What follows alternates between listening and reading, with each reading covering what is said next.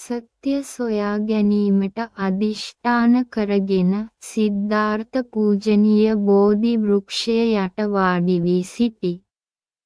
ඔහුගේ හදවත ස්ථිරයි, ඔහුගේ මනස පැහැදිලි.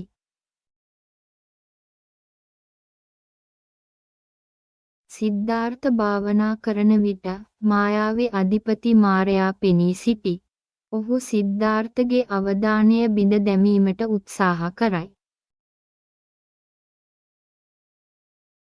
මාරයා තම දියණියන් යවන්නේ සිද්ධාර්ථගේ සුන්දරත්වයෙන් හා ආශාවෙන් ඔහුගේ අවධානය වෙනතකට යොමු කිරීමටයි.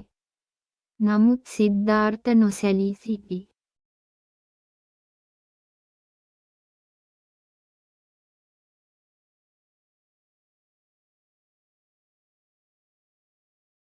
ඔහුව පොළඹවා ගැනීමට අපොහොසත් වූ මාරයා බියකරු හමුදාවක් කැඳවයි. ඔවුන් ආයුධ ඔසවාගෙන සිද්ධාර්ථ දෙසට පහර දෙති.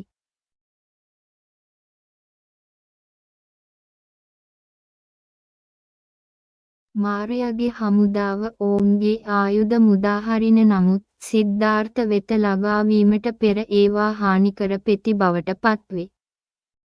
සිද්ධාර්ථ පොළොව ස්පර්ශ කරයි, ඔහුගේ අදිෂ්ඨානය සාක්ෂි දැරීමට එය කැඳවයි. ඔහුගේ සත්‍ය පිළිගනිමින් පොළොව වෙලයි. පරාජයට පත් වූ පසු මාර සහ ඔහුගේ මායාවන් අතුරුදහන් වේ. රාත්‍රිය නැවතත් සංසුන් වේ. සිද්ධාර්ථ ගැඹුරු භාවනාවට පිවිසෙන්නේ පැවැත්ම, දුක්ඛිතභාවය සහ විමුක්තියේ මාවත පිළිබඳ සත්‍ය දකිමිනි.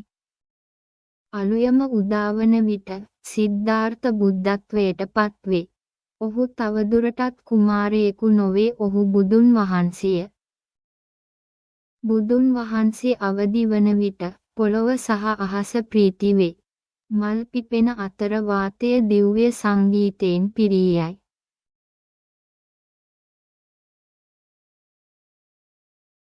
බුද්ධත්වයට පත්වීමෙන් පසු බුදුන් වහන්සේ සිය පළමු වචන මෙසේ පවසති. අනන්ත ජීවිත කාලයක් පුරා මම සත්‍ය සෙව්වෙමි.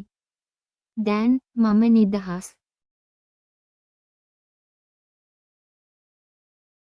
අසීමිත කරුණාවෙන් යුතුව බුදුන් වහන්සේ තම ප්‍රඥාව බෙදා ගැනීමට පිටත් වී ලෝකයට ආලෝකය ගෙනයි.